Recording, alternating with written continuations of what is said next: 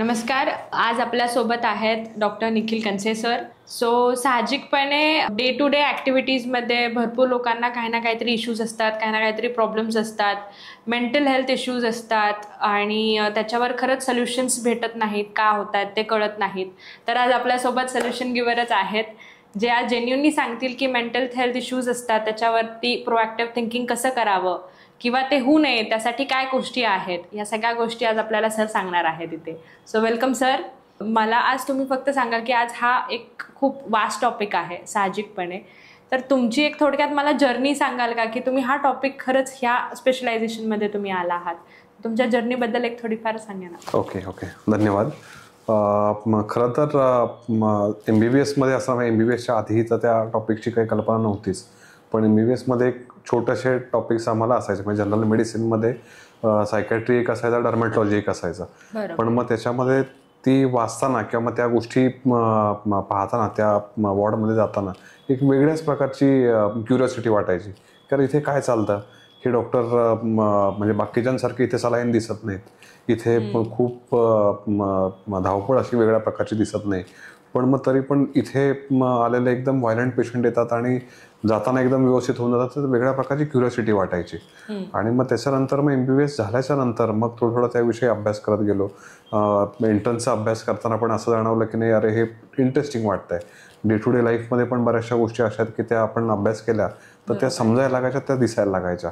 जोपर्यंत माहीत नव्हतं तोपर्यंत सराउंडिंगमध्ये चालायचं, पण दिसायचं काहीच नाही. जेव्हा दिसायला लागलं, म्हणजे माहिती व्हायला लागलं, तेव्हा ते दिसायला लागलं. आणि मग नंतर मग PGचं प्रिपरेशन करताना मग सायमल्टेनियसली आम्ही हे पण करायचो की हॉस्पिटल जॉईन करायचो एखादं, आणि मग ते ड्युटी झाली का मग अभ्यास पण करायचो. मग त्याच्यामध्ये आधी मी जनरल मेडिसिन, म्हणजे वडील माझे जनरल मेडिसिन होते, त्याच्यामुळे मला असं वाटलं की ठीक आहे एकदा आपण जाऊन पाहू, कारण ते फॅसिनेटिंग वाटायचं तेव्हा. इमर्जन्सी त्या ट्यूब्स टाकायच्या, इंजेक्शन्स द्यायच्या, नळ्या वगैरे सगळीकडे दिसायच्या. त्याच्यामुळे मग ते खूप वेगळं वाटायचं. म्हणजे ते वेगळाच त्याच्यामध्ये थ्रिल यायचं. पण मग म्हणून मी ICU आणि त्या सगळ्या गोष्टी पण त्यावेळी जॉईन केल्या. पण मग ते एखाद महिना केला, 2 महिने केले, पण मग त्याच्यानंतर असं वाटलं हे काही माझ्याच्याने होणार नाहीये, कारण तिथे रात्रभर जागायला लागायचं. सगळ्याच गोष्टी इमर्जन्सी कधी पण यायच्या, आणि मग तो माझ्या इंटरेस्टचाच टॉपिक नाही असंच झालं. मग सायमल्टेनियस जसं मी म्हटलं की नाही, सायकॅट्री हा विषय असा होता की ज्याच्यामध्ये मला आवड पण होती, आणि मग तिथे काम करून पाहू थोडे दिवस. म्हणून मी थोडे दिवस काम करून पाहिलं तर मला इंटरेस्टिंग वाटलं. आणि ते करता करता म्हटलं की मला माझ्या पण गोष्टी सार्थ होतील त्याच्यामध्ये, आणि त्याच्यामध्ये समाजासाठी चांगलं काम करण्याची पण संधी मिळेल, मार्गदर्शन करण्याची, अवेअरनेस निर्माण करण्याची अशी पण संधी निर्माण होईल. म्हणून मग मी त्या क्षेत्रात काम केलं.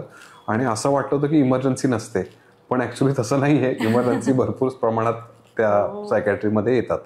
कारण हा डे टू डे टॉपिक आहे. आजकाल सगळ्या लोकांची लाईफस्टाईल, वर्किंग हॅबिट्स आणि ह्या सगळ्या गोष्टींमध्ये जर बघितलं तर हा एक मूळ टॉपिक आहे ज्याच्यावर लोकांना खरंच हेल्प हवी आहे. किंवा खूप असे असतात की नाही, मला हा मेंटल इश्यू आहे का, माझ्या विचार करण्याची पद्धत चुकतीये, ह्या सगळ्या गोष्टींवर कुठेतरी एक शेअरिंग बेसिसवर एक येतं, आणि त्याच्यावर आपल्याला एक छान प्लॅटफॉर्म भेटावा की मला कुठेतरी एक रिलीज आहे, कुठेतरी एक रिलीफ भेटतोय. ह्यामध्ये खरंच खूप गोष्टी आहेत. आणि साहजिकपणे ते तुम्ही तर डे टू डे लाईफमध्ये असे भरपूर एक्झाम्पल्स तुमच्या पुढे येत असतील की काही खूप स्ट्रेसफुल ॲक्टिव्हिटीज असतील किंवा काय असतील, तर तुमच्याकडून खरंच हे ऐकायला आवडेल की डे टू डेमध्ये एखादं असं एक्झाम्पल की खूप आहे त्यांना मेंटल इश्यूज किंवा मेंटल हेल्थ इश्यूज आहेत, असं तुमच्याकडून एखादी गोष्ट सांगू शकाल? ओके. नाही, डे टू डे पाहताना म्हणजे खरं तर कसं होतं की जेव्हा आम्ही OPDच्या बाहेर जातो तेव्हा जे काही सगळ्या गोष्टी त्या OPD-पर्यंतच मर्यादित असतात. त्याच्यामुळे आपण बाहेर गेल्याच्या नंतर त्या सगळ्या गोष्टी त्याच मोडमध्ये आपण जातो असं नाही होत. तर OPDला आल्याच्या नंतर किंवा मग रुटीन हॉस्पिटलचे राऊंड्स घेताना त्यावेळी बऱ्याचशा गोष्टी, म्हणजे लोक येतात, मोकळेपणे चर्चा करतात. म्हणजे कोविडच्या आधी जर का तुम्ही पाहिलं तर ह्या सगळ्या गोष्टीची चर्चा इतकी व्हायची नाही. पण हल्ली मागच्या 1-3-4 वर्षामध्ये त्याची इतकी चर्चा होतीये. माझे सहकारी पण आहेत, म्हणजे सहकारी मित्र काही सायकॅट्रिस्ट आहेत, तर वेगवेगळ्या ठिकाणी ते अवेअरनेससाठी कॅम्पेन करत असतात, काही ना काही गोष्टीचं मार्गदर्शन करत असतात. सोशल मीडियातनं पण ह्या सगळ्या गोष्टी येतात, TVतनं पण आजकाल त्या सगळ्या गोष्टी दिसायला लागल्यात. वेगवेगळ्या प्रकारचे सिरियल्स, वेगवेगळ्या प्रकारचे सिनेमे हे त्या क्षेत्राचे जे आधीचे होते त्यापेक्षा खूप चांगल्या प्रकारे हल्ली यायला लागतात, आणि त्याच्यामुळे लोक ओपनली यायला लागलेत, आणि त्याविषयी त्यांचं बोलणं पण होत आहे. मेंटल हेल्थ अवेअरनेस हा एक सेक्टर एक खूप ट्रेमेंडसली ग्रोन आहे. तर तुमच्याकडून काही ॲडवाईज आहेत की मेंटल हेल्थ कशा प्रकारे ठेवली पाहिजे? यंग जनरेशन आहेत किंवा आज 30s-40s मधले पण लोक आहेत जे अजूनही काम करतात, तर त्यांनी खरंच कशी मेंटल हेल्थ त्यांची सांभाळली पाहिजे जेणेकरून पुढे काही प्रॉब्लेम्स नाही यायला पाहिजे? ओके नाही, छान प्रश्न आहे. त्याच्यामध्ये बऱ्याचदा असं होतं की सायकॅट्रिस्टकडे किंवा सायकोलॉजिस्टकडे लोक जातात कधी की जेव्हा काहीतरी घडतंय, जेव्हा काहीतरी प्रॉब्लेम होतोय, आजार काहीतरी होतोय किंवा नातेवाईकांना खूपच त्रास होतोय, मग चालले जातात. आणि त्याच्यानंतर गेल्यानंतर बऱ्याचदा असं होतं की सिम्प्टमॅटिकली ट्रीटमेंट दिली जाते. पण प्रिव्हेन्शनचा हा जो मुद्दा आहे ना, हा मुद्दा खूप महत्त्वाचा आहे. तो योग्य त्यावेळी किंवा त्याचा अवेअरनेस जर काही व्यवस्थित प्रकारे जर काय झाला तर आपण प्रिव्हेन्शनला पण महत्त्व देऊ शकतो. आणि प्रिव्हेन्शन जर काय झालं तर बऱ्यापैकी तो त्रास, समजा एखादा त्रास 1 वर्षाने होणार असेल त्याला आपण पुढे ढकलू शकतो किंवा तो त्रास होण्यापासून पण आपण स्वतःला वाचवू शकतो. तर दैनंदिन याच्यामध्ये जसं म्हटलं, मानसिक आजारावरती बोलतोय, पण मानसिक आरोग्याविषयी पण लोकांनी चर्चा करायला पाहिजे. ओपनली त्याची चर्चा झाली पाहिजे. योग्य वेळी ती मदत मिळण्यासाठी कुठेतरी मेंटल हेल्थ प्रोफेशनला भेटणं, सायकॅट्रिस्टला भेटणं, सायकोलॉजिस्टला भेटणं, ह्या जशा कल्पना आधी ज्या होत्या तशा मनात न ठेवता ओपनली त्यांनी त्यांची मदत घ्यायला पाहिजे. आधीच्या याच्यामध्ये कसं होतं की बऱ्याचदा, आता मी जेव्हा प्रॅक्टिस सुरू केली तेव्हा पण बऱ्याचदा असं व्हायचं की सायकॅट्रीला जाणार आहे किंवा मी सायकॅट्री निवडतोय हे ऐकल्यावरती बऱ्याचदा लोकांच्या मनात किंवा माझ्या मित्रांच्या मनात पण, जे सायकॅट्री फील्डमधले नाही आहेत आणि जे बरेचसे मेडिकल फील्डमधले पण नाही आहेत, त्यांना असं वाटायला लागलं तू नक्की वेडा होणार आहेस, तू वेड्यांचा डॉक्टरच होणार आहेस आणि तिथे मिळणारे सगळे वेडेच असतात आणि तू पण तसाच होणार आहेस. कारण आम्ही जे काय पाहिलं ते त्याच्यामध्ये तर तसंच दिसतं आम्हाला चित्र. तर त्याच्यामुळे कसं झालं की मग त्या सगळ्या गोष्टी त्यावेळी तशा घडायच्या, त्याच्या आधी पण तशा घडायच्या. पण वाढता अवेअरनेस आणि त्या सगळ्या गोष्टीमध्ये असं नाही आहे. आणि ती संकल्पना जर काय डोक्यातनं बाहेर काढली तर लोक स्वतःहून येतात आहेत. आजकाल मी पण तेच पाहतोय की लोक स्वतःहून पुढे येतात आहेत, स्वतःहून उपचार घेतात आहेत. अगदी लहान लहान मुलं सुद्धा येतात आहेत. म्हणजे मी ओपीडीला आता ते पण पाहतो की 4-4 आणि 5-5 वर्षाची मुलं पण येऊन सांगतात मला अँझायटी व्हायला लागली आहे, मला पॅनिक अटॅक येतोय. किंवा मग 6 वर्षाचा मुलगा मला सांगतो की मला सुसाईड करावंसं वाटतंय. मग ह्या ज्या सगळ्या गोष्टी ह्या इतक्या ओपनली आणि 6-6 आणि 5-5 वर्षाची मुलं करत असतील तर अडल्ट म्हणून आपल्याला करायला काहीच हरकत नाहीये. बरोबर आहे, ते तर आहेच.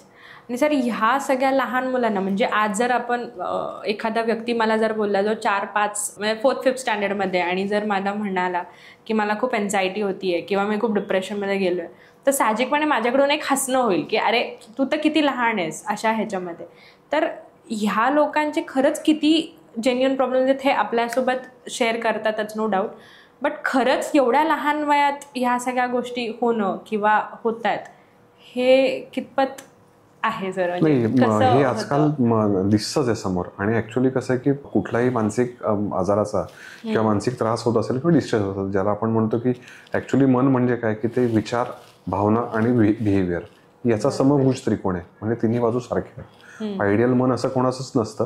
पण मग कसं होतं की त्या सगळ्या दैनंदिन याच्यामध्ये, म्हणजे पालकांकडनं काही प्रेशर्स असतील, मुलाला स्वतःला काय वाटत असतील, काही गोष्टी जेनेटिक्समधून आलेल्या असतील, त्याने काही अनुभवाच्या काही गोष्टी असतील, ह्या सगळ्या बाजूनं कसं होतं की सगळ्यांच्या बाबतीत जर का आपण विचार केला तर हा जो त्रिकोण आहे, समभुज त्रिकोण ज्याला आपण म्हणतो की इमोशन्स, थॉट्स अँड बिहेवियर, हा त्रिकोण कुठे कुठे स्ट्रेच व्हायला लागला ना तर मग डिस्ट्रेस तयार होतो, ताणतणाव निर्माण होतो. आणि तो ज्या बाजूने फाटेल त्या बाजूने त्याचा आपण डिसऑर्डर असं त्याला म्हणतो. म्हणजे तो विचारांच्या बाजूने जर काय कट झाला तर त्याला आपण थॉट डिसऑर्डर म्हणतो. इमोशन्सच्या बाजूने जर काय ब्रेक झाला तर त्याला इमोशनल डिसऑर्डर म्हणतो. आणि बिहेवियरच्या बाजूने जर काय त्याला बिहेवियरल डिसऑर्डर म्हणतो. तर ते जे प्रॉब्लेम्स आहेत ते तुम्हाला, मला, लहान मुलांना 60 नंतरच्या, 70 नंतरच्या, अगदी 80-90 वर्षापर्यंतच्या कोणालाही घडू शकतात. जसं आपण बाकीचे आजार पाहतोय तसेच मेंटल इलनेसकडे पण पाहण्याचा दृष्टिकोन लोकांचा बदलायला हवा, की ज्याच्यामध्ये त्यांनी समजून घ्यायला हवं की त्या लहान मुलाला पण तो प्रॉब्लेम होऊ शकतो. आणि घडलाय याचा अर्थ आपण ती गोष्ट हसण्यावारी न नेता किंवा त्याला अरे चल रे बाबा तू काय नाटक करतोयस, असं काय नाही, तुला शाळेत जायचं नाही म्हणूनच तू असं काहीतरी म्हणतोय, या सगळ्या गोष्टी थोड्याशा बाजूला सारून त्याचं म्हणणं ऐकलं पाहिजे. आणि गरज असेल तर मेंटल हेल्थ प्रोफेशनलकडे नक्की नेलं पाहिजे, यात काहीच शंका नाही. राईट. आता ह्याच्यामध्ये सर कसं डिफाईन करणार? म्हणजे आता मेंटल हेल्थ प्रॉब्लेम्स आहेत असं आपण जर स्वतः एखादी व्यक्ती जर म्हणली की नाही मी मेंटली काही गोष्टी फेस करतोय किंवा I am not feeling that good म्हणून मी सायकॅट्रिस्टकडे जातोय, तर जी बाहेरची सराउंडिंग आहे की बाबा तू वेडा झालायस का, म्हणजे तुला वेडच लागलंय का, ह्याच्यामध्ये मे बी त्या भीतीमुळे पण लोक कधीतरी अप्रोच करत नसतील, तर त्यांच्यासाठी तुम्हाला काय ॲडवाईज असेल की नक्की त्यांनी खरंच किती सराउंडिंगचं ऐकावं किंवा स्वतःवरच त्यावेळेस क्वेश्चन करायला कमी करणार नाहीत की बाबा खरंच मी वेडा झालोय का मला हा इलनेस आहे जो क्युरेबल आहे, ह्याच्यावर त्या इंडिव्हिज्युअलला जेन्युअनली एक चॅलेंज आहे, तर त्याच्यावर तुम्ही काय म्हणाल? ते चॅलेंज नक्कीच होतं. म्हणजे कोणाच्या आयुष्यात जर काय असं काय घडायला लागलं तर मग हे सांगू कोणाला, हे बोलू कोणाशी, आणि बोलल्याच्या नंतर समोरचा मला कसा जज करेल, माझ्या सराउंडिंग मधले माझे नातेवाईक मला काय म्हणतील, किंवा माझ्या फेल्युअरचं जर जे काय सगळं कारण आहेत हे सगळं बाबा ह्याला तर वेडच लागलाय, हा वेडाच झालाय म्हणूनच त्याला तसं झालंय, की त्याचं काय खरं दिसत नाहीये. तर ह्या ज्या सगळ्या गोष्टी आहेत ना, ह्या सगळ्या गोष्टी घडतात. पण मग ह्या सगळ्या गोष्टी थोडासा अवेअरनेस वाढला किंवा मग समाजाने ह्या सगळ्या गोष्टी समजून घेतल्या, लोकांनी एकमेकांना समजून घेतलं, तर कदाचित त्याला त्यातनं मदत नक्की मिळू शकते. बऱ्याचदा असं होतं की आपण असं म्हणतो की नाही आता एखादी आत्महत्या घडली किंवा ती आत्महत्या घडल्याच्या नंतर, सुसाईड घडल्याच्या नंतर काय वाटतं, रेट्रोस्पेक्टिव्हली विचार केल्याच्या नंतर की अरे हा तो व्हर्बलायझेशन काहीतरी व्हायचा त्याचा, तो काहीतरी बोलत होता, तो तशा प्रकारच्या कृती करायला, एकदा त्याने सुसाईड नोट पण लिहून ठेवली होती. पण मग त्या सगळ्या गोष्टी तेव्हा काय वाटायच्या की अरे तू नाटकच करतोय, त्याला काहीतरी हे करायचंय म्हणूनच तो असं करतोय, त्याला काहीतरी साध्य साधायचंय म्हणूनच तू तसं करतोय. आणि मग इव्हेंच्युअली कसं होतं की त्या सगळ्या गोष्टी इग्नोर किंवा बाकीचे सगळे त्याची चेष्टा करायला लागतात, आणि मग एकांतवासात मग तो त्या गोष्टीची कृती घडून जाते. पण रेट्रोस्पेक्टिव्हली जर काही विचार केला, ती जी गोष्ट प्रिव्हेंटेबल आहे, त्याची सगळ्याची जर काय माहिती, त्याच्या सगळ्याचं जर काय ज्ञान आपण जर काय दिलं, किंवा समाजाचं प्रबोधन जर काय करायचं म्हटलं, तर मग छोट्या वॉर्निंग साईन्सवरनं एखादी आत्महत्या आपण थांबवू शकतो. प्रिव्हेंटेबल आहे ती पण गोष्ट. पण त्यावेळी तसं न पाहता त्याला योग्य प्रकारचं समजून घेणं, त्याचं म्हणणं ऐकून घेणं, आणि त्याला योग्य वेळी डॉक्टरांकडे किंवा मग समुपदेशाकडे घेऊन जाणं, हे नेहमीच योग्य ठरतं. जसं की आपण डे टू डे लाईफमध्ये खरंच वर्क प्रेशर खूप आहे, किंवा फॅमिलीला वेळ देता येत नाही आहे, ह्याचा स्ट्रेस वेगळा आहे. सो ह्या सगळ्या गोष्टींमुळे खरंच हे मेंटल हेल्थ इश्यूज त्या गोष्टींमुळे होतात का? अजून काय गोष्टी असतील ज्याच्याने खरंच माणूस स्वतः पेशंट नाही आहे म्हणून मेंटल इश्यूज त्याला होत आहेत का, त्याला नक्की तो प्रॉब्लेम होतोय म्हणून ते मेंटल इश्यूज होतात, हे असं तुम्ही कसं बायफरकेट? ओके, नाही त्याच्यामध्ये कसं होतं की माहिती ती एकदम थिन लाईन आहे खरं तर. पण मग ह्या सगळ्या गोष्टीमध्ये कसं होतं की जेव्हा एखादाचं लक्षण आहे, फिजिओलॉजिकल लक्षण आहेत, उदाहरणार्थ मला एन्झायटी होते, कधी कधी उदासी वाटते, सगळ्यांनाच तसं होतं, कधी कधी आपण उदास असतो, कधी कधी एन्झायटी पण होते, कधी कधी राग पण वाटतं. पण ह्या ज्या सगळ्या गोष्टी आहेत तर ह्याला आपण थोडंसं ॲबनॉर्मल कधी म्हणायचं किंवा एक्सेसिव्ह कधी म्हणायचं, की काहीतरी वेगळं वाटतंय, म्हणजे डिस्ट्रेस न राहता त्याचं डिसऑर्डरमध्ये रूपांतर झालं आहे कधी म्हणायचं, की ह्या ज्या सगळ्या गोष्टी ह्याच्यामुळं माझ्या पर्सनल, सोशल किंवा माझ्या कामाच्या ठिकाणी, शिक्षणाच्या ठिकाणी कुठे ना कुठे काही ना काही सिग्निफिकंट त्रास होतोय. दुसरी गोष्ट हे बऱ्याच दिवसांपासून आहे, आणि तिसरी गोष्ट ही नेहमीपेक्षा वेगळं आहे.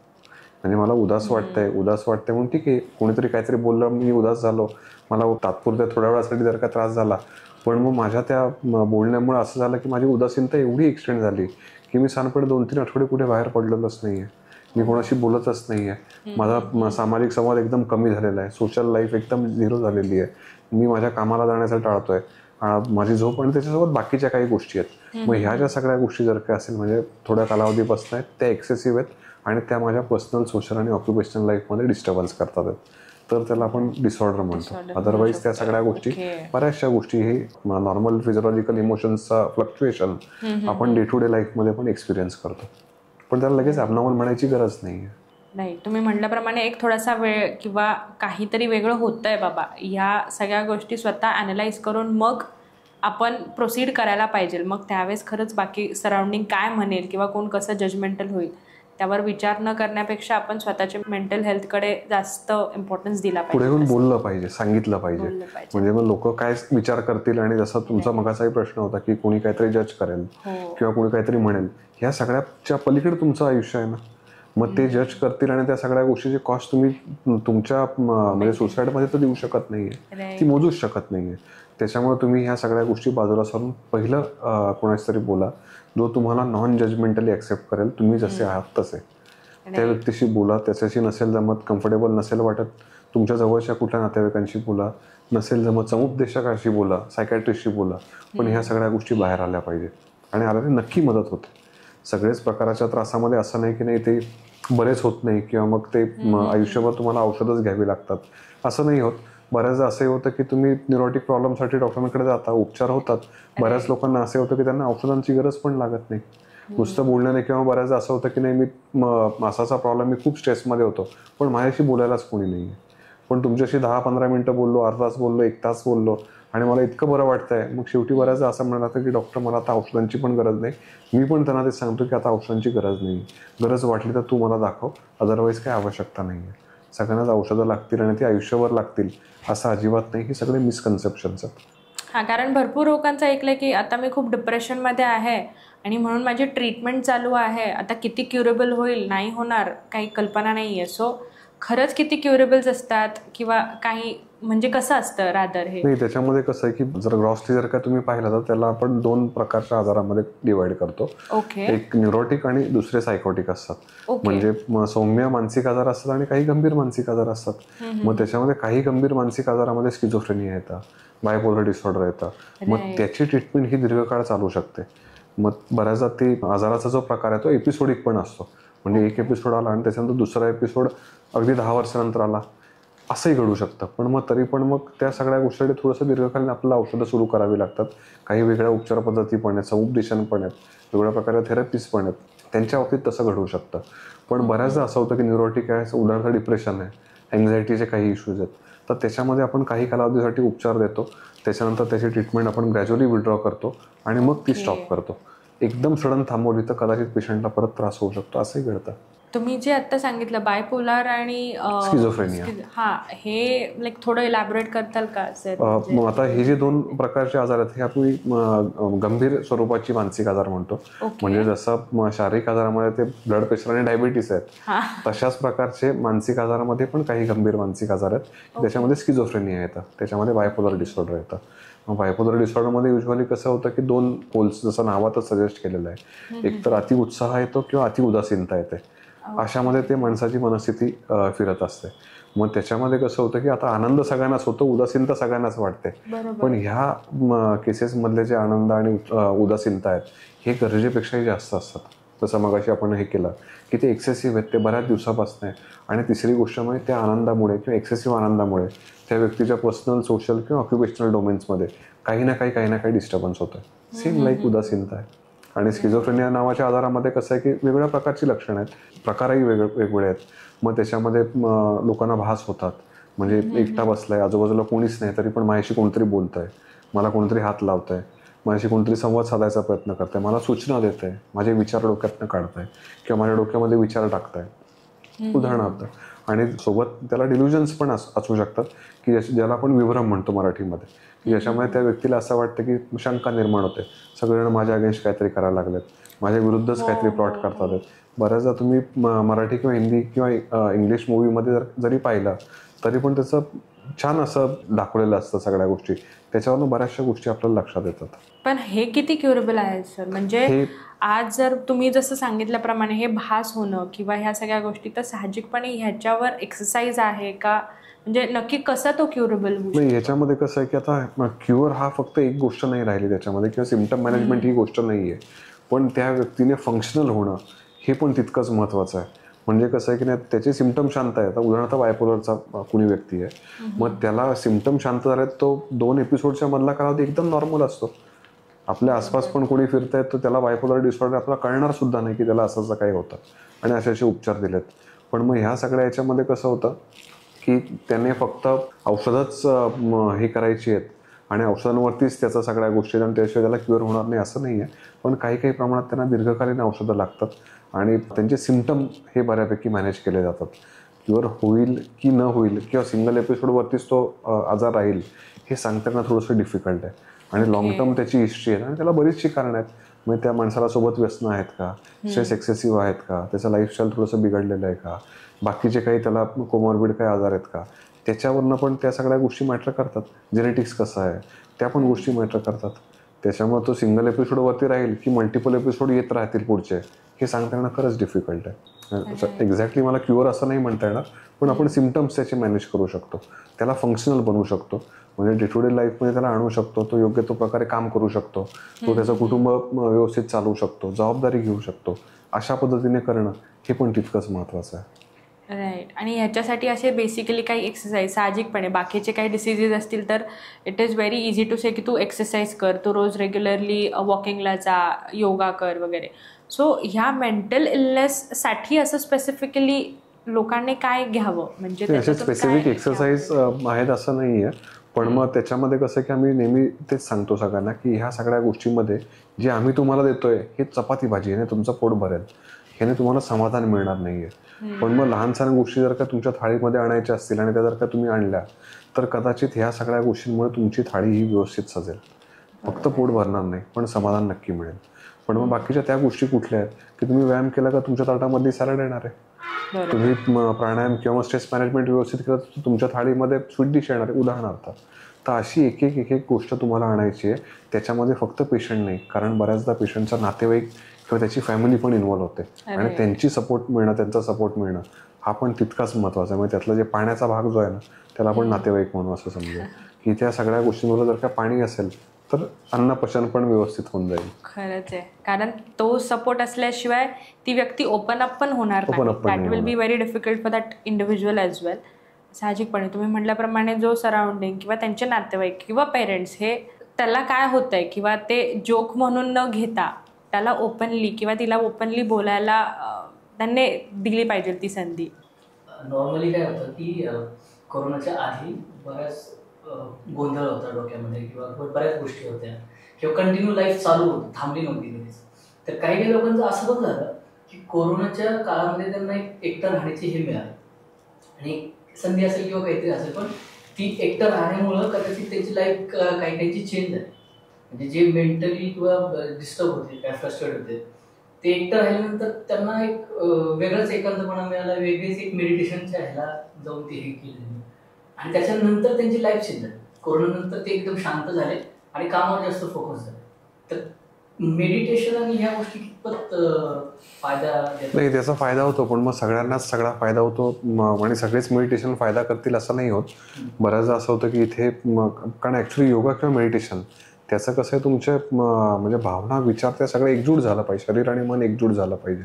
पण मग होतं कसं बऱ्याचदा की जेव्हा मेडिटेशन करायला जातात ना मग तिथे होतं कसं तिथे सगळ्या गोष्टी करतात आणि घरी आल्याच्या नंतर मग सगळा राग सगळा जे टेन्शन ते सगळं काढतात, त्याचा उपयोगच नाही आहे. त्याच्यामुळे त्याचा फायदा करून घ्यायचा असेल तर तुम्हाला शरीर आणि मन एक झालं पाहिजे, ते एकजूट झालं पाहिजे.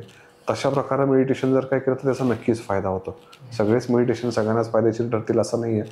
बऱ्याचदा मी अँझायटी असेल त्याला मेडिटेशन सांगितलं की डॉक्टर डोळे मिटले ना तर इतके विचार चालू होतात आम्ही करूच शकत नाही. किंवा बऱ्याचदा पेशंटही असं विचारतात की नाही डॉक्टर आम्हाला असं काहीतरी सांगा की त्याने ते मला पॅनिक अटॅक आलाच नाही पाहिजे, त्यावेळी जे काय होतं मला लगेच थांबलं पाहिजे. तर अशी लगेच थांबणारी कुठली सिस्टीम नाही आहे. त्या सगळ्या गोष्टीला कसं की आपल्याला इफेक्टिव्ह ट्रेन करायला लागेल. सावकाश जेव्हा त्रास नाही आहे तेव्हा पण त्या सगळ्या गोष्टी फॉलो करायला लागतील. मग ह्या सगळ्या गोष्टींना सोल्युशन काही ना काही मिळू शकेल. आणि बऱ्याचदा असं झालं की कोविडमध्ये ते त्यांना शांतता मिळाली आणि त्या सगळ्या गोष्टीनंतर मग जसं ते वर्क फ्रॉम होम आणि त्या सगळ्या गोष्टी सुरू झाल्या, सुरुवातीला ते खूप चांगलं वाटलं. म्हणजे त्या सगळ्या गोष्टीला म्हणजे जल्लोष होता सगळीकडे, ते डोळ्यांवरती लोकांच्या दिसत होतं की नाही आता वर्क फ्रॉम होम निवांत एकदम. आणि नंतर असं झालं की त्या सगळ्या याच्यामध्ये आता असं दिसायला लागलंय की वर्क फ्रॉम होम नको असं व्हायला लागलंय किंवा लोक कंटाळलेत अक्षरशः की नको काहीतरी करून कुठेतरी जातो, कुठेतरी जाऊन ऑफिसला बसतो. तर बऱ्याच आता हल्ली तर ते पण झालं क्युबिकल्स पण निघालेत की मी घरातच बसले पण बाकीच्यांचा डिस्टर्बन्स नको आहे, मला ऑफिस सारखीच फिलिंग आहे असं पण आहे. घरही नकोसं झालंय असं पण घडलंय.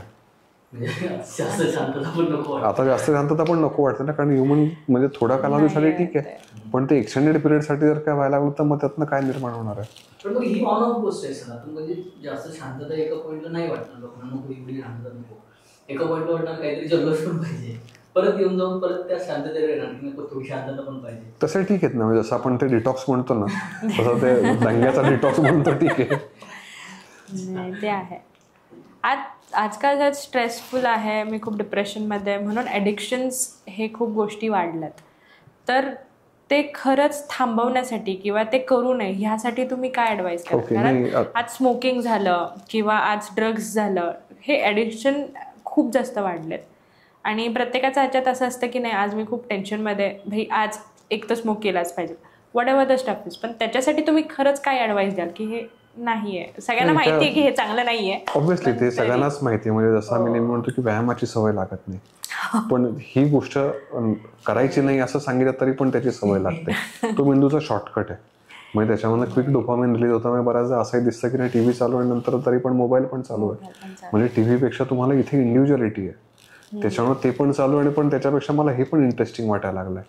आणि मग ह्या ज्या सगळ्या गोष्टी आहेत ना, मग ॲडिक्शन हे प्रमाण वाढलेलंच आहे. मग ते वाढला ताण असेल, मग त्याला निमित्त किंवा कारणं वेगवेगळी आहेत. म्हणजे फक्त त्याला मला आज टेन्शन आले म्हणूनच मी स्मोक करणार आहे किंवा मला आज टेन्शन आलं म्हणून मी ड्रिंक करणार आहे, ह्या सगळ्या गोष्टी निमित्त आहेत. त्याला प्यायची असते म्हणून तो पितो, कारण फक्त ते घडून जातं. त्याला आम्ही चुकीचा डिफेन्स म्हणतो म्हणजे आमच्या ह्याच्यामध्ये.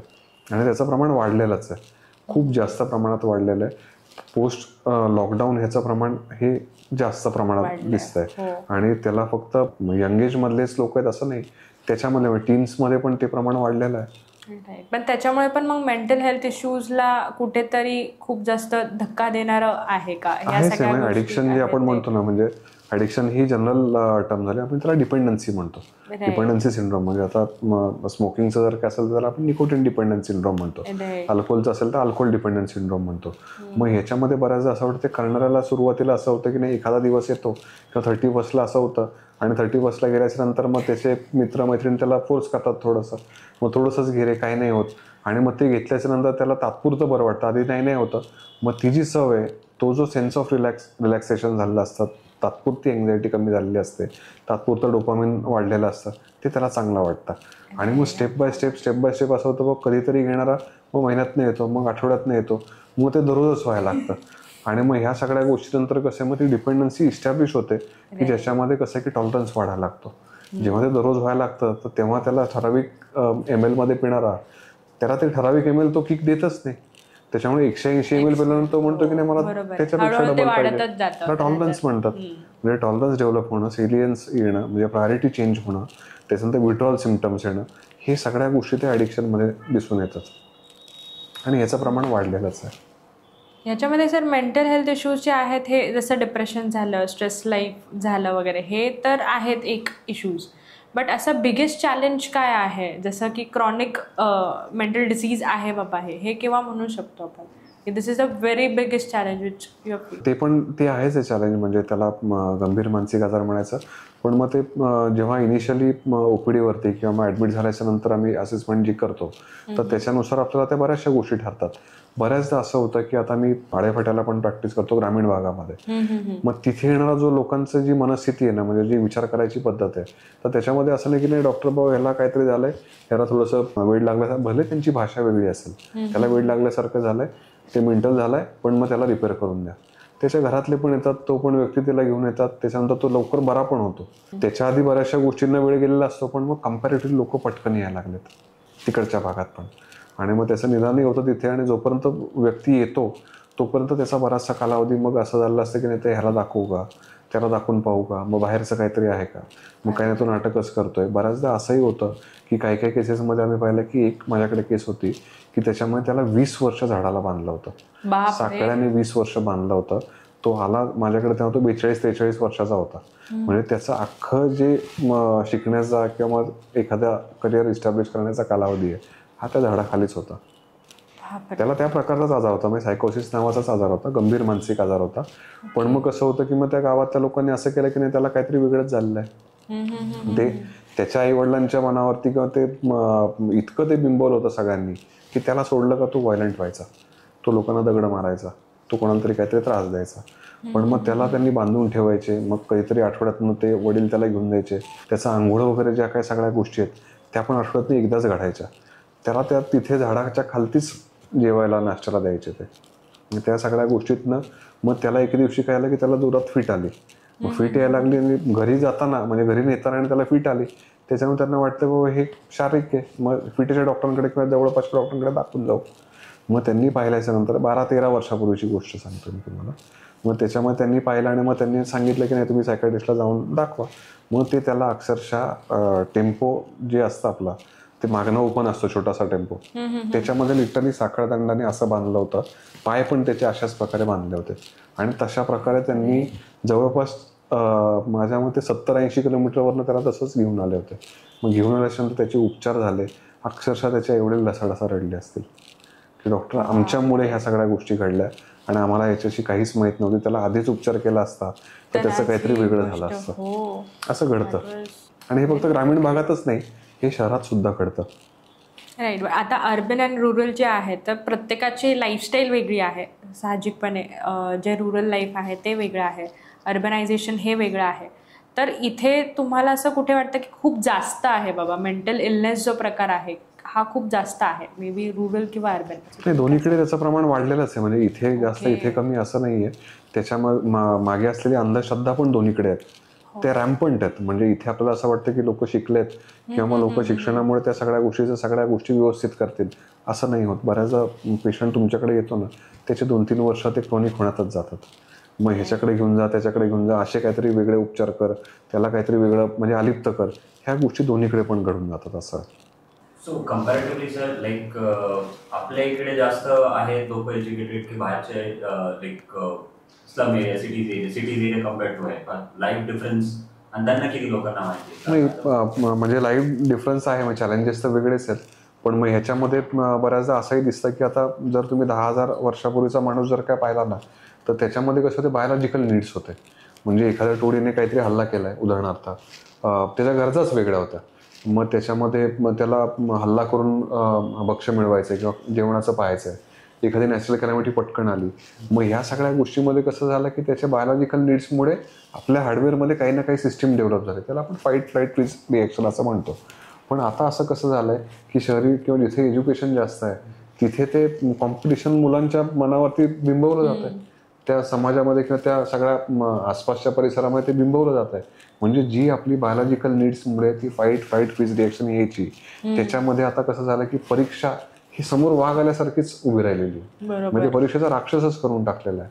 मग त्याच्यामुळे तुला जर काय नाही जमलं तर तुला ठराविक गोष्टीची डेडलाईन आपण म्हणतो, ती ॲक्च्युली डेडलाईन आपण जी मनोसामाजिक गरज आहे म्हणजे सायकोसोशल नीड आहे, त्याला आपण बायोलॉजिकल नीडची रिप्लेसमेंट केलेली आहे. त्याच्यामुळे मग समजा हे नाही झालं तर तुझं काही खरंच नाही. तुला जर काही इंजिनिअरिंगला ॲडमिशन IITला नाही मिळालं तर मग तुझं काही खरंच नाही. तर ह्या ज्या सगळ्या गोष्टी आहेत ना, त्याच्यामुळे मग हे प्रॉब्लेम्स पण खूप जास्त वाढायला लागले.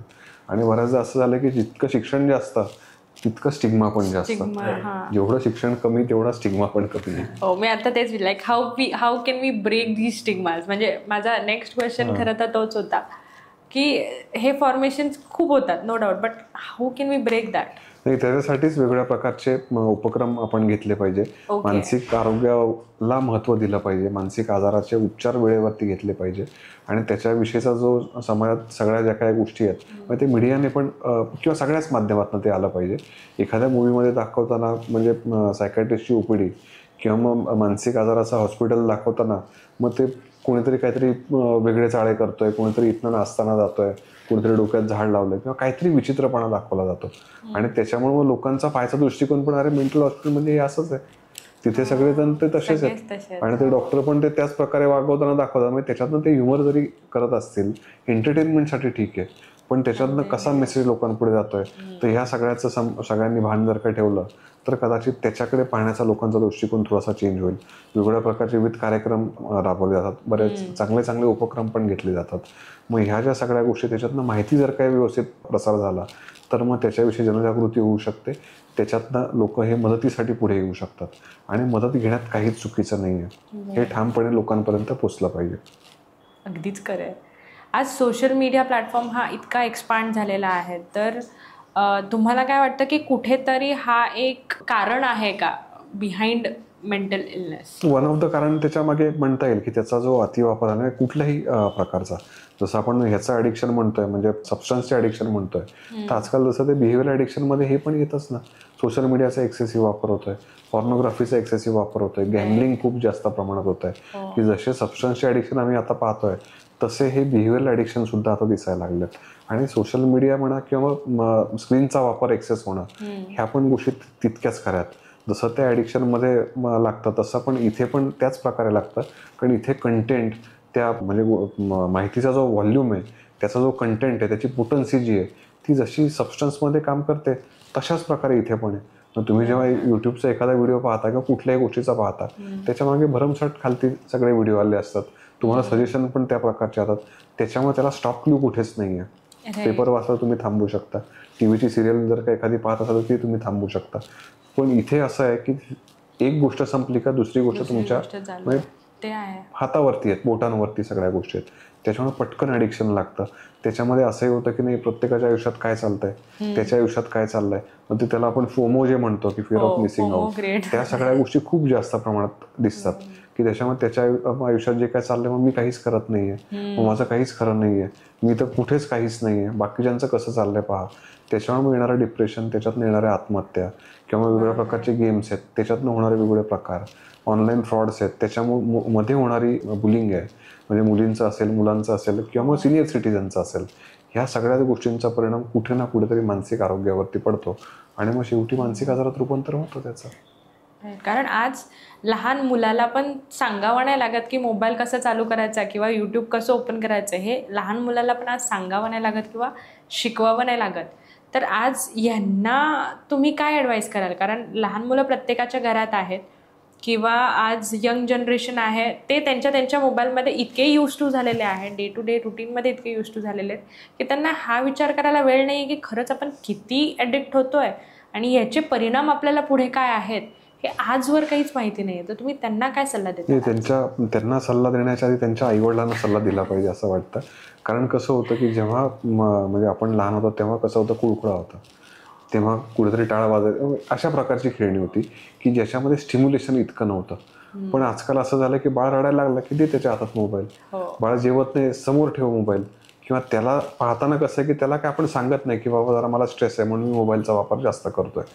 ते चालते फिरते कॅमेरे आहेत, ते पाहतात आहेत सगळ्या गोष्टी. मग ते पाहताना वडील घरात आल्याच्या नंतर मोबाईलशिवाय त्यांचं जमत नाहीये, आई पण मोबाईलशिवाय काही राहत नाहीये. काही झालं तरी मोबाईल अगदी झोपायच्या किंवा हातातच असतो, खिशातच असतो, कुठेही गेला तरी तो जवळच असतो. मग ह्या ज्या सगळी गोष्टी जर का त्यांनी पाहत असतील तर सगळ्यात आधी त्या पालकांना सूचना आहे की त्याच्यामध्ये तुम्ही स्वतःचा मोबाईलचा वापर कमी करा किंवा तो जपून करा. मग त्यांना त्या सगळ्या गोष्टी सांगता येतील, त्याचे फायदे तोटे सांगता येईल. म्हणजे त्या सगळ्याच गोष्टी वाईट आहे असं मी म्हणत नाही. सोशल मीडिया किंवा मग ह्या जे सगळे प्लॅटफॉर्म आहेत ते उधारी शस्त्र आहे, वापरता ते चांगला, पण ते एक्सेसिव्ह जर काय झालं मग त्याची डिपेंडन्सी लागली. बऱ्याच ठिकाणी आता म्हणजे त्याचे रिहॅब सेंटर पण आहेत की तुम्हाला जशी व्यसन सोडवायची तसे बिहेवियरल डिॲडिक्शन सेंटर्स पण आहेत की तिथे तुम्हाला ॲडमिट करून त्या प्रकारचे उपचार दिले जातात. इतकं ते भयानक झालं. एखादा इंडिव्हिज्युअल जर मेंटली प्रॉब्लेम फेस करत असेल किंवा in case if is going through a treatment, तर त्याच्या फॅमिली किंवा फ्रेंड्स यांनी त्याला कसा सपोर्ट करावा? त्यांचा सपोर्ट खूप महत्त्वाचा आहे. म्हणजे फॅमिली सपोर्ट हा प्रत्येक ठिकाणी आपल्याला जाणवतो. म्हणजे कुठल्याही आजारामध्ये कुटुंबाचा जर काही सपोर्ट असेल आणि मानसिक ह्याच्यामध्ये, तर मानसिक ह्याच्यामध्ये तो जास्त प्रामुख्याने जाणवतो. कारण मग त्यांना त्या सगळ्या गोष्टी ज्या आहेत मग त्या कळाल्या किंवा मग त्या समजून घेणं, त्याला उपचारासाठी किंवा फॉलोअपसाठी आणणं, ह्या सगळ्या गोष्टी खूप महत्त्वाच्या. आता माझ्याकडे एक केस आहे, मी तुम्हाला सांगतो की मी त्यांना आता 12-13 वर्ष झालं पाहतोय. त्याच्या आधी त्यांची 35 ते 40 वर्ष ट्रीटमेंट चालली आहे. तर त्या व्यक्ती बायपोलर डिसऑर्डरच्या महिला आहेत त्या. तर आता बाबांचं वय 88 आहे आणि आजीचं वय असेल 84-85 दरम्यान. पण मागचे 40-50 वर्ष झाले बाबा त्या आजीला दररोज म्हणजे प्रत्येक वेळी फॉलोअपला घेऊन येतात. एकाही फॉलोअप त्यांचा चुकलेला नाही आहे. वेळच्या वेळी त्यांची तब्येत बंद नसेल कोणाला तरी पाठवतात की बाबा मला गोळ्या दे, फोनवरती आजीची कंडिशन सांगतील. घरातली सगळी कामं मागचे 40-50 वर्ष त्यांनी केलेली आहेत. घरातल्या भांडी घासण्यापासनं, धुण्यापासनं, घर झाडण्यापासनं ते स्वयंपाक करण्यापासनं. पण त्यांनी आजीला इतका तो लढा लावला, इतका तो जबरदस्त सपोर्ट केलेला आहे की त्याच्यामध्ये त्यांना म्हणजे फॅमिली सपोर्ट जे काय असतं तर त्याचं उत्तम उदाहरण ते मला वाटतं की त्या प्रत्येक अडचणीमध्ये म्हणजे जेव्हा आनंदी व्हायच्या आणि ते मजेशीर सांगतात म्हणजे जेव्हा येतात तेव्हा की नाही अरे तुझ्या आजीला ना जरा ती थोडीशी वर गेली, म्हणजे व्हॉल्यूम जरा वाढलाय तिचा आणि मग व्हॉल्यूम डाऊन झालाय, एवढंच सांगतात. बरं ठीक आहे, त्याप्रमाणे तू गोळ्या मला ऍडजस्ट करून दे, बाकी व्यवस्थित आहे. म्हणजे आता मागचे 2-3 वर्ष तर ते स्वतःच येतात. आजीला बाकीचे काय त्रास असल्यामुळे आजी येऊ शकत नाही, पण मग व्यवस्थित चालतं. आणि फॅमिली सपोर्ट जर काय असेल तर ह्या आजाराला मात देण्यामुळे हसत खेळत ती व्यक्ती मात देऊ शकते. राईट. त्यामुळे फॅमिली सपोर्ट आणि म्हणजे तो सगळ्यात महत्वाचा आहे. आणि तोच एक्झॅक्टली गोष्ट कसं की तो ऍडिक्शन मध्ये पण महत्वाचा आहे. म्हणजे बऱ्याचदा असं वाटतं की जेव्हा आता माझ्या रिहॅब सेंटरला नातेवाईक येतात, पेशंटला ऍडमिट करायचं आहे पण त्याची 100% सुटली पाहिजे. त्याची जबाबदारी आहे की त्याने सवय लावून घेतली ना. पण हे लोकांना लक्षातच येत नाही की ती सवय नाही राहिलेली आहे. सवय मॉडिफाय करता येते, थांबवता येते, चेंज करता येते. पण त्याचा सवयीचा आजार झालाय, तो त्या सवयीचा गुलाम झालाय. त्याच्यामुळे त्याला त्याच्या इच्छेवरती कंट्रोल नाही आणि म्हणून तो तसा वागतोय. मग ते फक्त त्याची एकट्याची जबाबदारी नाही आहे ना, त्याची पण जबाबदारी आहेच आहे, सोबत नातेवाईकांची पण आहे, त्या डॉक्टरांची पण आहे उपचार करण्याची आणि त्या सेंटरची पण आहे. मग ही सगळ्यांची कंबाईन रिस्पॉन्सिबिलिटी आहे. मग घरी गेल्याच्या नंतर तो औषधं घेतोय का, त्याला काही स्ट्रेस येतोय का, त्याला बाकीच्या काही गोष्टी फेस करायला लागतात का, त्याला पिअर प्रेशर येत आहे का, तो औषधांची टाळाटाळ करतोय का, मग लाईफस्टाईलमध्ये थोडंसं त्याला काही डिस्टर्बन्स वाटतात आहेत का, ह्या सगळ्या गोष्टी नातेवाईकांनी ओळखून त्याला योग्य त्यावेळी सपोर्ट करणं, त्याला सल्ला देणं, योग्य त्यावेळी डॉक्टरांकडे घेऊन येणं, या सगळ्या गोष्टींना फॅमिली लागतेच ना. आणि बऱ्याचदा असंही घडतं की त्यांना असं वाटतं की नाही त्याने सवय लावून घेतली आहे, त्याने ते सोडलं पाहिजे. पण फॅमिली सपोर्ट असलेल्या व्यक्ती ज्या आहेत, त्या व्यक्तीचं मोटिवेशन असलेल्या ज्या व्यक्ती आहेत, त्या नक्कीच त्या व्यसनातनं किंवा मानसिक आजाराला चांगल्या प्रकारे तोंड देतात. आणि फॅमिली सपोर्ट नसेल तर मग त्या व्यक्तींना ते हँडल करणं ते खूप जास्त चॅलेंजिंग आहे. ती एक गोष्ट कॉमनली आम्ही पाहतो की ॲडमिट केल्याच्या नंतर मग सगळ्यांना असं वाटतं किंवा नातेवाईकांना असं वाटतं की त्याची 100% सुटलीच पाहिजे, जे काही असेल ते सुटलंच पाहिजे. पण मग बऱ्याचदा मी त्यांना ओपनली तेच सांगतो की तो इथं ॲडमिट केलं तर श्रावण बाळ नाही होणार आहे, किंवा कुठेही तुम्ही नेलं तरी तो श्रावण बाळ होणारच नाहीये. पण तुम्ही त्याला व्यवस्थित फॉलोअपला आणलं, त्याला सपोर्ट व्यवस्थित केला, त्याचं औषधं व्यवस्थित घेतली, त्याच्यात काही बदल केले, समुपदेशकाचा सल्ला घेतला, काही त्यांच्या ग्रुप्स असतात तर त्या ग्रुपच्या मिटिंगला जर का तो गेला तर तो 100% व्यवस्थित राहील.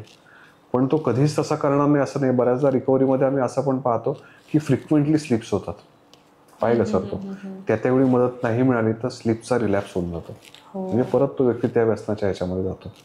पण मग त्यावेळी जर काही एखाद्या वेळी जर काही झालं व्यवस्थित, एक फॅमिली अशी की ज्याच्यामुळे ती म्हणते की नाही तुझं काही खरंच नाही, तुला मी एवढं 3 महिने 6 महिने ठेवलं, याच्यात ठेवलं त्याच्यात ठेवलं आणि तरी पण तुझा काही उपयोग झाला, तू सुधारणारच नाही म्हटलं का, मग ती व्यक्ती एक पायरी खालती जाते आणि मग स्लिपचं मग रिलॅप्स होऊन जातो. या उलट असं पाहिलेलं आहे की ज्याच्यामध्ये एकदा स्लिप झाला, नातेवाईकांनी लगेच त्याला आणला किंवा फोनवरती संपर्क साधला, त्यांचे जे काही ग्रुप मिटिंगचे जे काही सदस्य असतील त्यांच्याशी संपर्क साधला, समुपदेशकाशी संपर्क साधला, तर त्या वेळेला त्याला स्लिपपासून रिलॅप्सपर्यंत आपण टाळू शकतो. एखाद्या वेळेस झाली नंतर तो व्यवस्थित परत रस्त्यावरती आला, असं बऱ्याचदा घडतं. त्याच्यामुळे फॅमिली सपोर्ट जर का त्या ठिकाणी जर काही इन्व्हॉल्व जर काय झाला, त्यांची इन्व्हॉल्वमेंट जर काय असेल तर फ्रिक्वेंट रिलॅप्स तो व्यक्ती होत नाही आणि तो व्यवस्थित त्याचं आयुष्य जगू शकतो. कारण असे भरपूर इंडिव्हिज्युअल्स आहेत सर की खूप शाय आहेत किंवा खूप इंट्रोवर्ट आहेत, म्हणून मग त्यांना कळणं खूप मुश्किल होऊन जातं, कारण ते ओपनली बोलत नाहीत किंवा they not open in nature. Me introvert आहे त्यामुळे मलाच विचार करतो, मीच माझे स्वतःचे सोल्युशन्स काढायचा प्रयत्न करतो, बट कुठेतरी ही फेल्स और शी फेल्स. अशा लोकांना कसं सांगावं की तुम्हाला ही नीड आहे किंवा तुम्ही इथे जावा, जेणेकरून he will face that challenge की त्यांना ते पुढे जाऊन क्युअर करायला वेळ लागेल. ओके, खरं तर त्या सगळ्या याच्यामध्ये आपण कोणाला असा फोर्स करू शकत नाही. राईट. कुठेतरी त्या सगळ्या गोष्टी त्या व्यक्तीला लक्षात येतात की नाही, मी जे करतोय ते चुकीचं आहे, कुठेतरी माझी दिशा चुकायला लागली, माझं डेस्टिनेशन जे हवं ते काही येत नाहीये, माझा ट्रॅक चुकलाय. मग अशा वेळी बऱ्याच ठिकाणी असं होतं की नाही, सायकायट्रिस्टकडे नाही, ठीक आहे तुला ज्याच्याशी कम्फर्टेबल वाटतं त्याच्याशी तरी बोल, कुठेतरी त्या सगळ्या गोष्टी बाहेर येऊ दे. प्रत्येक वेळी तुला उठून, आता मी जिथे प्रॅक्टिस करायचो तर तिथनं जे काय माझ्या आधीचे पेशंट जे होते त्यांना ट्रीटमेंट घ्यायचं म्हटलं तर पुण्याला यायचं आहे, ट्रीटमेंट घ्यायला म्हटलं तर नाशिकला जायचं आहे, मुंबईला जायचं आहे किंवा अहमदनगरला जायचं आहे.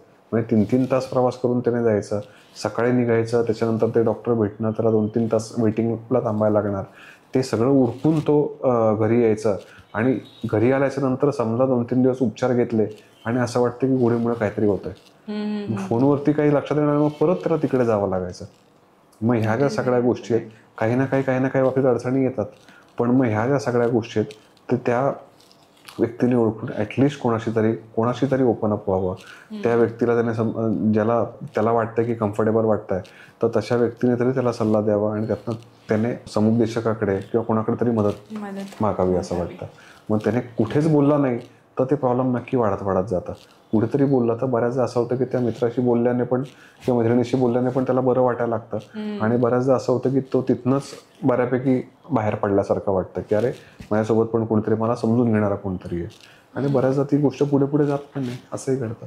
कारण आताचं जे जनरेशन आहे त्यांना डिप्रेशन खूप लवकर येतं, किंवा पहिले लोक खूप जास्त काम करायचे, बट आता जर थोडं काम केलं तरी बाबा मी आता खूप प्रेशर आहे मला, ह्या बिल्डअपमध्ये आजकाल भरपूर लोक आहेत, रादर प्रत्येक जनरेशन टू जनरेशन जर पेरेंट्सला बोललं तर आम्ही तर खूप काम केलं होतं बाबा, तर आम्हाला कधी असे काही प्रॉब्लेम्स आले नाहीत, तुम्ही का एवढं सगळे प्रॉब्लेम्स फेस करतायत, किंवा तुम्ही काहीतरी तुमच्या लाईफस्टाईलमध्ये चेंज करा, कामं तर आम्ही पण करतो.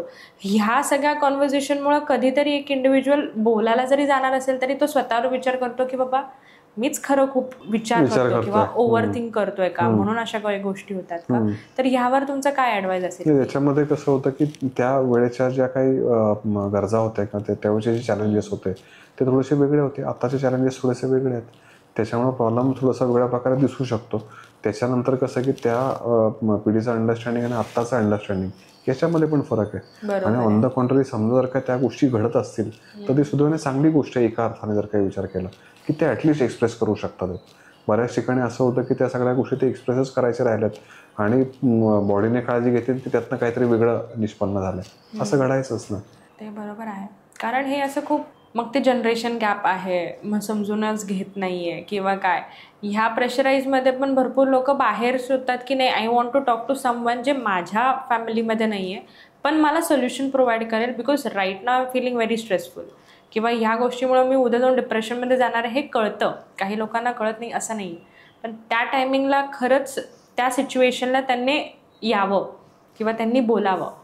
बरोबर आहे, त्यांनी बोललं पाहिजे. कुठे जिथे कम्फर्टेबल तिथे त्यांनी बोलायला पाहिजे.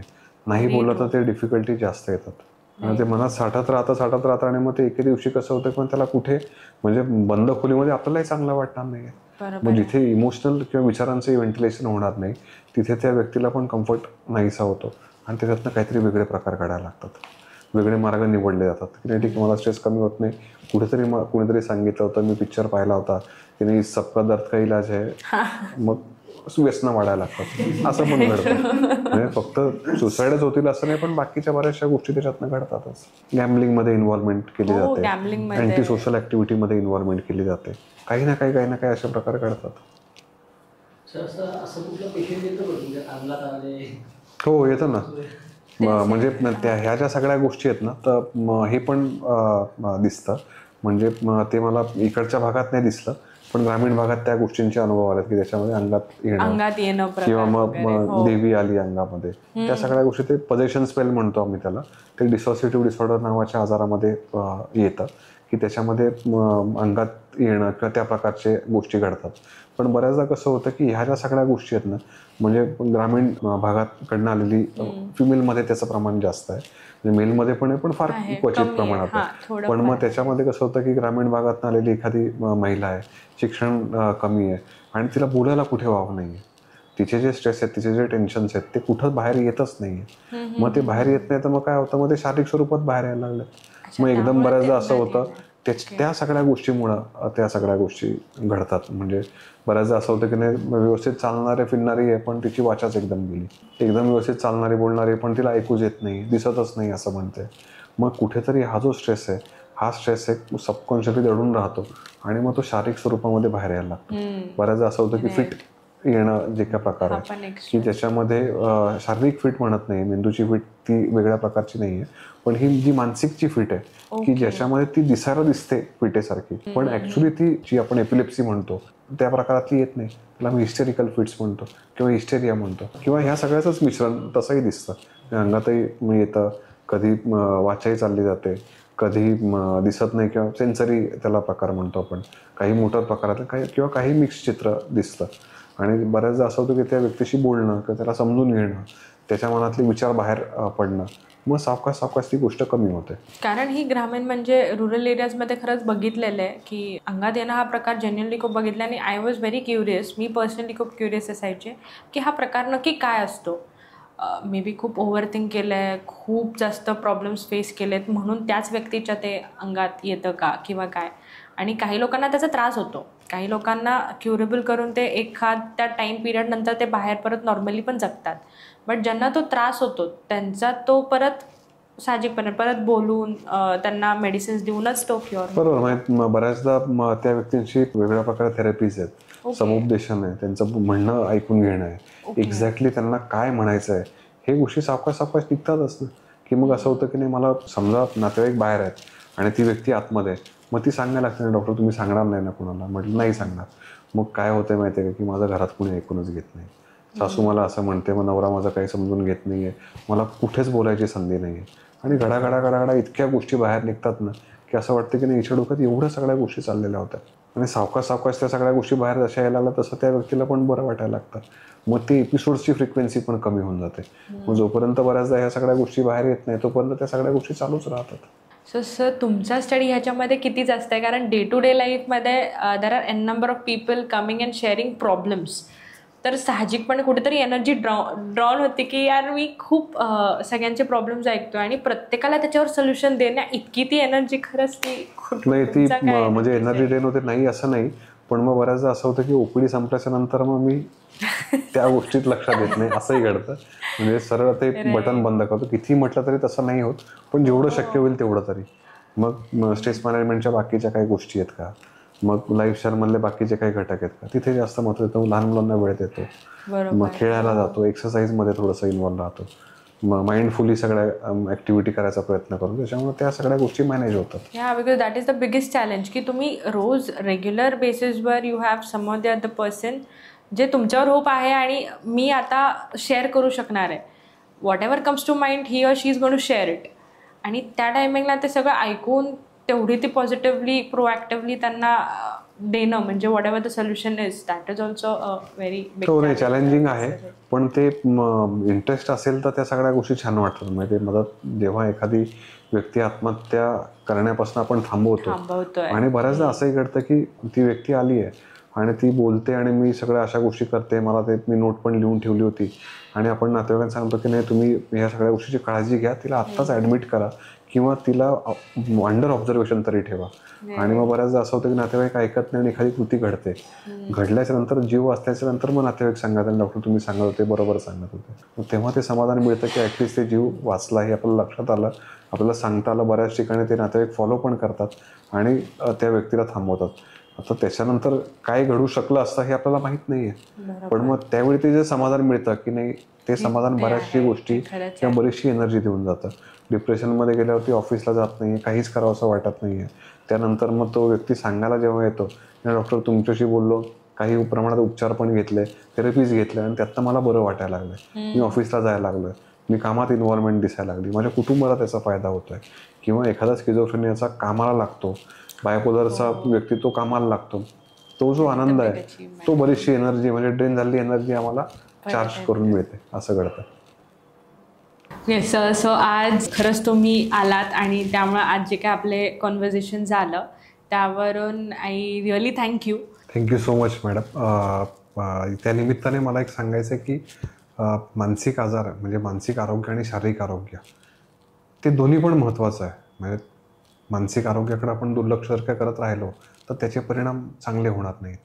मग त्यासाठी आपल्याला दोन्हीकडे थोडंसं लक्ष दिलं पाहिजे.